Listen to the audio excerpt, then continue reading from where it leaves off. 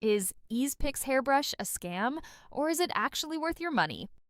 I spent some time looking into this because it's been popping up all over social media, so here's a quick trust check.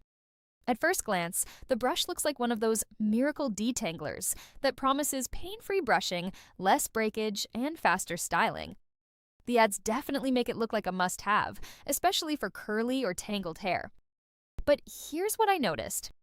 There's very little verified information about the brand, no strong presence from established retailers, and most of the reviews seem to come directly from promotional pages rather than independent buyers.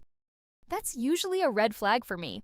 That said, the concept itself isn't new. Similar detangling brushes do exist and can work fine depending on your hair type.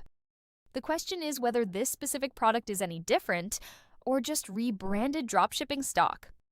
So, is it a scam? I wouldn't call it an outright scam, but I also wouldn't rush to buy it at full price without more verified reviews. If you've tried it, drop your experience below real quick.